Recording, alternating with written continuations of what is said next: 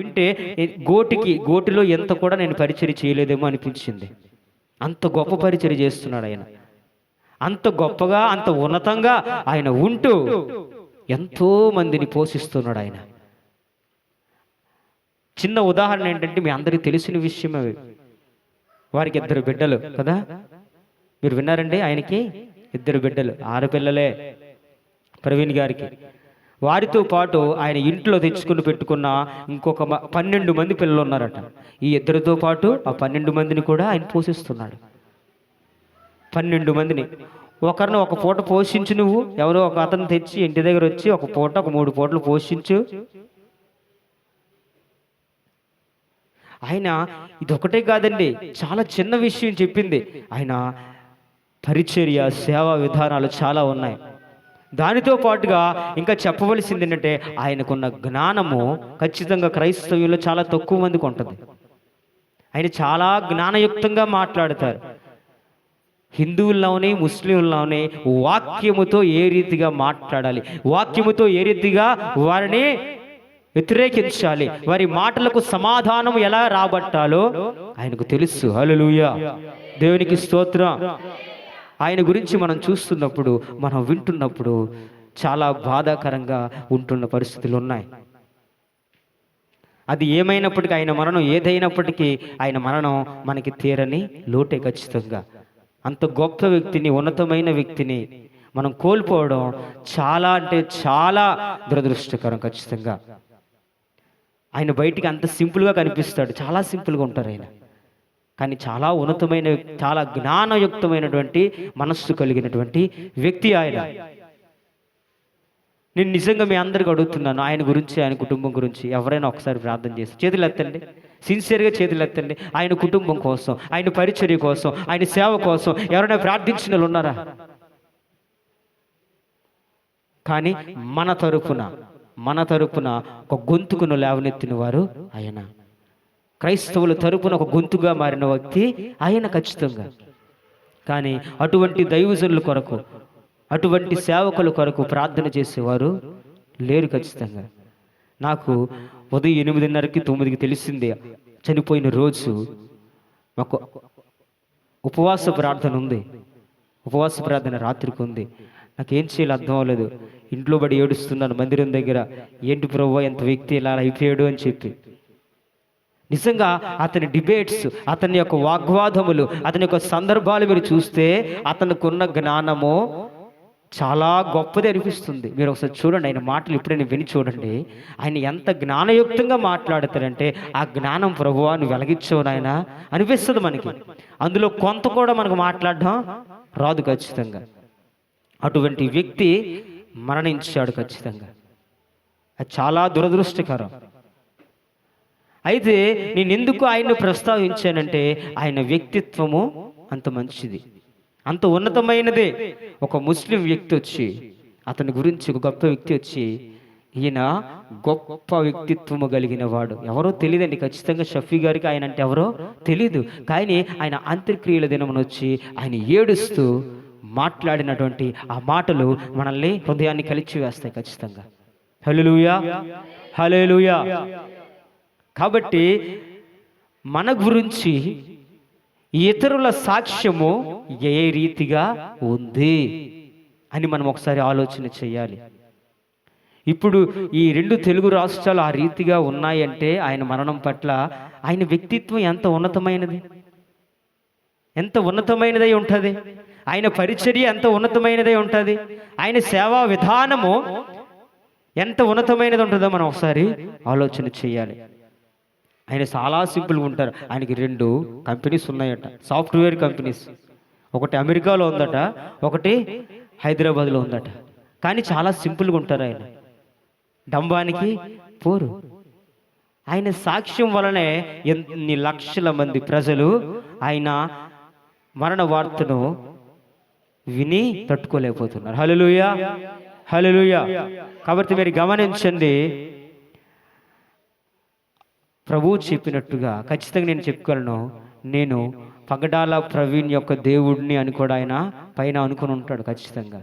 మన పేరు లేదేమో కానీ ఆయన అనుకుంటాడు, అతనికి కూడా నేను దేవుడినే. హల్లెలూయా, హల్లెలూయా. ఏ రీతిగా నేను అబ్రహాము దేవుణ్ణి, ఇస్సాకు దేవుణ్ణి, యాకోబు దేవుణ్ణి ఏ రీతిగా ఆయన అన్నాడో, ఇంకొక మాట అక్కడ చేరిస్తే నేను పగడాల ప్రవీణ్ యొక్క దేవుణ్ణి కూడా. ఆమెన్. హల్లెలూయా, హల్లెలూయా. దేవునికి స్తోత్ర. ఆ మరణము ఏదైనప్పటికీ ఏమైనప్పటికీ కదండి, కానీ ఆయన మరణమును చూసి ప్రభు ఆగిపోతాడంటే ఖచ్చితంగా ఆయన ఆగిపోడు. దానికి కావలసిన ప్రతిఫలము ఎవరికి ఎలా ఇవ్వాలో ఆయనకి తెలుసు. ఆమెన్. హల్లెలూయా. ఇంకొక మాట మీకు జ్ఞాపకం చేసి నేను ముందుకెళ్ళాలని ఆశపడుతూ ఉన్నాను. హల్లెలూయా. మత్తయి సువార్త 23వ అధ్యాయము 35వ వచనం. ఇది చూసి ముందుకెళ్దాం. నీతిమంతుడైన హేబెలు రక్తము మొదలుకొని బలిపీఠమునకును దేవాలయమునకును మధ్య మీరు చంపిన బరకీయా కుమారుడగు జకర్యా రక్తము వరకు భూమి మీద చిందింపబడిన నీతిమంతుల రక్తమంతయు మీ మీదికి వచ్చును. హల్లెలూయా. దేవునికి స్తోత్ర. ప్రభు చెప్తున్న మాట అది. ఎవరు? యేసుక్రీస్తు ప్రభువారు మనుష్య రూపములో ఉన్నప్పుడు ఆయన చెప్పిన మాటలు. మొట్టమొదట నరహత్య జరిగినటువంటి వ్యక్తి మొదలుకొని, హేబెలు మొదలుకొని జకర్యా దినముల వరకు మీరు చిందింపిన రక్తము ఖచ్చితంగా ఏం చేస్తుందట? భూమి మీద చిందింపబడిన నీతిమంతుల రక్తమంతయు మీ మీదికి వచ్చును. ఎవరైతే చేశారు, మనం అనుకుంటున్నాం ఎవరు చూడలేదు, ఎవరు ఏం చూడలేదని మనం అనుకుంటున్నాం, కానీ ఆయన రక్తము వారి మీద సాక్ష్యము పలుకుద్ది. హేబెలు రక్తము ఏం చేసిందట? చదివరండి వాక్యము. హేబెలు రక్తం ఏం చేసింది?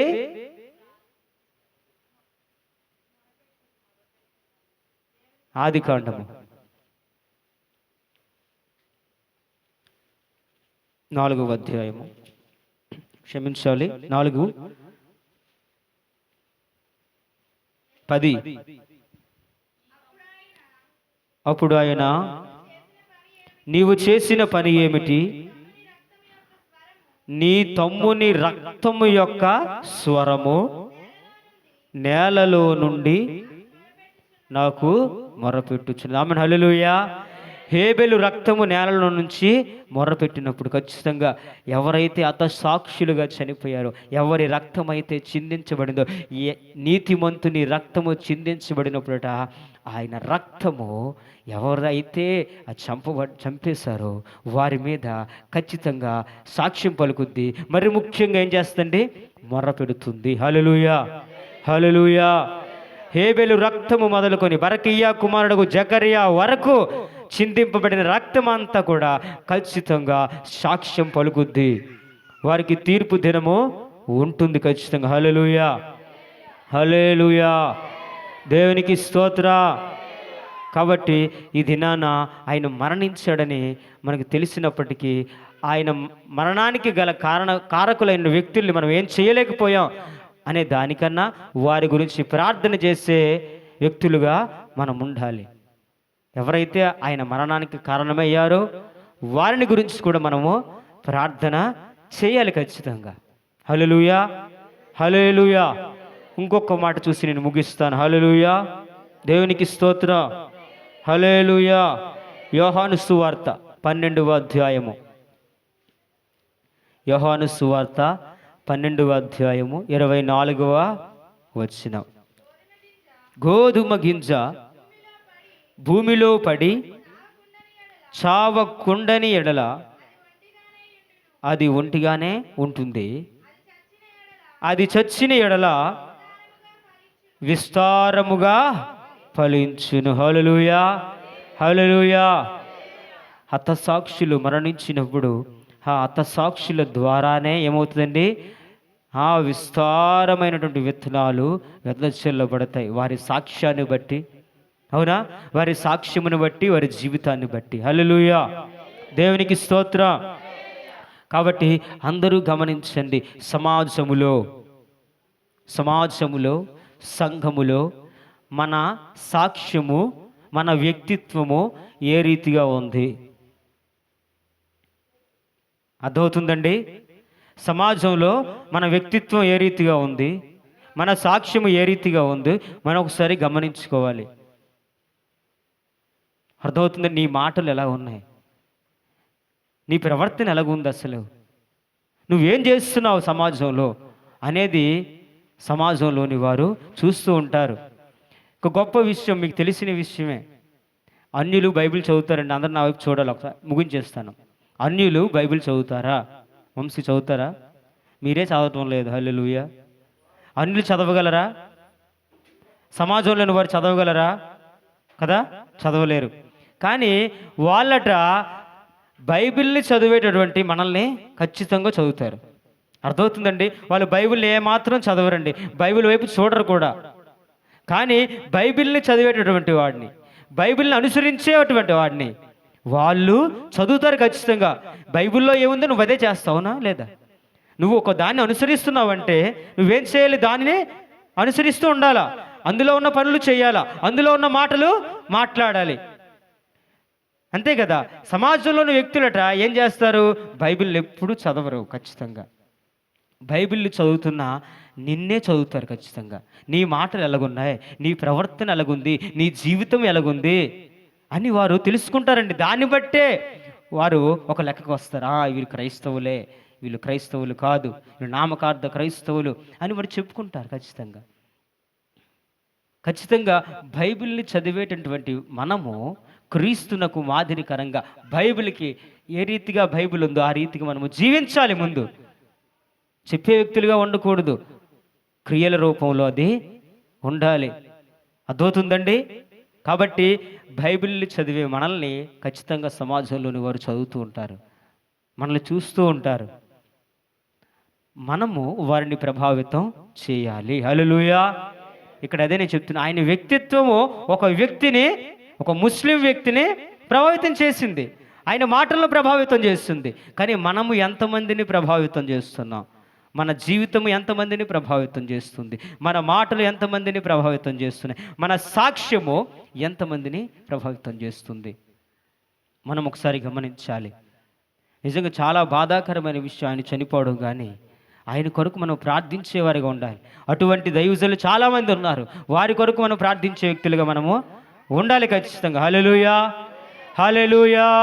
అందరము చెప్దామా? హల్లెలూయా, హల్లెలూయా. కాబట్టి అబ్రహాము కోసము, ఇస్సాకు కోసము, యాకోబు కోసము దేవుడిచ్చిన సాక్ష్యాన్ని మనం గుర్తు చేసుకుందాం. మన సాక్ష్యాన్ని మనం కాపాడుకుందాం. మన వ్యక్తిత్వాన్ని సమాజంలో ఏ రీతిగా ముందుకు నడిపించాలో మనం పరిశీలన చేసుకుందాం. అంత ఉన్నతమైన వ్యక్తి కనుకే, అంత ఉన్నతమైన వ్యక్తిత్వం కనుకే ఈనాడు ఆయన వెనుక, ఆయన కుటుంబం వెనుక, ఆయన పరిచర్య సేవ వెనుక ఎంతోమంది దైవజనులు, క్రైస్తవులు నిలబడ్డారు కదా.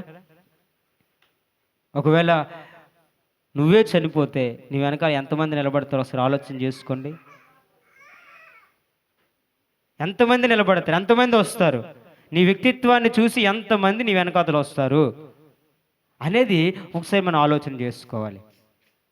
హల్లెలూయా. ఇక మీదటినైనా ఆయన కుటుంబం కొరకు, ఆయన పరిచర్య కొరకు మనం ప్రార్థించాలని దేవుని పేరిట మనం చేస్తున్నాను. ఆ పరిచర్య కొరకు మొత్తం వివరణ చేయాలంటే ఇంచుమించు ఒక 2-3 గంటలు పడుద్ది. అంత పరిచర్య చేస్తున్నారు అతని సేవా విధానం కొరకు, మిగిలి ఉన్న ఆయన విడిచిపెట్టిన సంఘాల కొరకు, ఆ పరిచర్యల కొరకు, ఆ సేవ కొరకు, ఆ బిజినెసెస్, ఆ వ్యాపారాల కొరకు కూడా మనము ప్రార్థించాలి. హల్లెలూయా, హల్లెలూయా. ఈ కొద్ది మాటలు ప్రభువు దీవించునుగాక. ఆమేన్, ఆమేన్, హల్లెలూయా. చిన్నగా ప్రార్థన చేసుకుందాం. ఆయన గురించి, వాక్యం గురించి కూడా చిన్న ప్రార్థన చేసుకున్నాను, ముగించుకుందాం క్లుప్తంగా. మహాపరిశుద్ధమైన ప్రేమ కలిగిన తండ్రి, కృపగలిగిన యేసునాథ, నీకు వందనాలు చెల్లిస్తున్నాము. ఈ దినము ప్రభు మీరు మాట్లాడారు నాయన, నీ వాక్యంతో మీరు మాట్లాడారు. మీరు అంటున్నారు తండ్రి, నేను అబ్రహాము దేవుడను, ఇస్సాకు దేవుడను, యాకోబు దేవుడినని ఏ రీతిగా మీరు చెప్పగలుగుతున్నారు. ఈ దినము ప్రభువా మేము కూడా మేము నమ్ముకున్న దేవుడు కూడా మీరే అని మీరు సాక్ష్యం ఇచ్చే భాగ్యం దయచేయండి. మా వ్యక్తిత్వాన్ని నిలుపుకొని, మా సాక్ష్యాన్ని నిలుపుకొని ముందుకు నడిచే భాగ్యాన్ని అనుగ్రహించండి. ప్రభువానికి స్తోత్రాలు చెల్లిస్తున్నాం. ఇదిగోనైనా ఈ దినాన తండ్రి నీ దాసుల గురించి చెప్పుకోవడం జరిగింది. వారి సేవా పరిచర్యను బట్టి వందనాలు, వారి సేవా విధానమును బట్టి, వ్యక్తిత్వాన్ని బట్టి నీకు వందనాలు, వారు చేస్తున్న వ్యాపారాలను బట్టి వందనాలు నాయన. వారు విడిచి వెళ్ళినటువంటి సేవా పరిచర్యను నాయన మీరు ముందుకు కొనసాగించండి. తన భార్యను బిడ్డలను తండ్రి మీరు నాయన ముందుకు నడిపించండి. నీ ఆత్మశక్తితో ధైర్యముతో ప్రభువా ఆ బిడ్డలు నడిపించండి. ఎంతో తీరని లోటుగా ఉన్న ఈ పరిస్థితుల్లో ప్రభువా వారి సంఘాలని, వారి పరిచర్యల్ని, వారి సేవని, వారి వ్యాపారాలని ప్రభువా నీ చేతులకు అప్పగిస్తున్నాము. వారి జీవితం పట్ల, వారి కుటుంబ జీవితం పట్ల మీరు ఎన్నో ప్రణాళికలు కలిగి ఉన్నారని అనుకుంటున్నాం ప్రభువా. ఈ చిత్తము జరిగించండి. నీ ప్రణాళికను సిద్ధపరచమని ప్రార్థిస్తున్నాం. అయానికి వందనాలు చెల్లిస్తూ ఇదిగో నాయన ఎంతవరకు ప్రభు ఆ దాసునికి మీరు తోడుగా ఉండి నడిపించారు, నీ చెంతకు చేర్చుకున్నారు తండ్రికి వందనాలు. వారి కుటుంబాన్ని, వారి సేవ పరిచయను బట్టి వందనాలు చెల్లిస్తూ ఇంతవరకు వెత్తబడిన వాక్యములు ప్రభువా ప్రతి ఒక్కరి హృదయంలో వెత్తబడడానికి కృప దయచేయమని, సహాయమును అనుగ్రహించమని, మీరే మహిమ ఘనత ప్రభావాలు పొందమని మా ప్రభువును లోకరక్షకుడైనటువంటి యేసుక్రీస్తు నామములో అడిగి పొందుకొని ఉన్నాము తండ్రి. ఆమేన్, ఆమేన్.